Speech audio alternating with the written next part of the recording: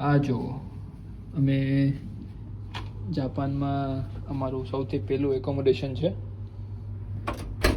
આ લોકોને સાફ સફાઈ માટે બહુ જ આગળ પડતા છે, મારા કરતાં બી વધારે.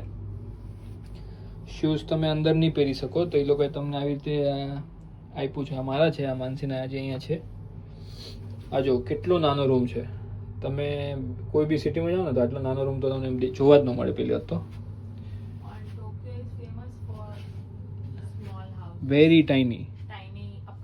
આ જો અહીંયા રાખવા માટેની આટલી પટ્ટી બી આટલી જ છે ખાલી. હવે આ બેડ છે, અહીંયા માનસી બેસેલી છે થાકેલી.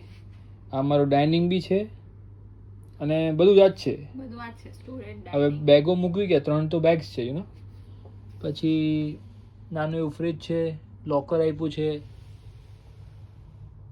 કેટલ છે, બધું છે નાની નાની વસ્તુઓ.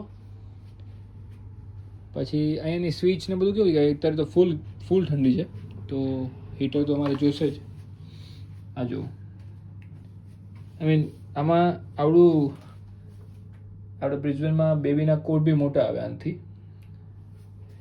અને બાથરૂમનું તો મેં અહીંયા આવીને જોયું કે એવરીવેર યુ સી કે બધા જ function, if you know wipe your ass ફ્રન્ટથી બેકથી બધું જ છે. બધું ઓટોમેટિક છે ભાઈ. તો આ જુઓ. અને આ વેરી ટાઇની બાથટબ.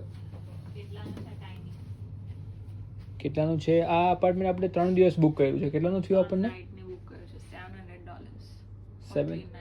હા, અને ધીસ ઇઝ સ્ટીલ બેટર.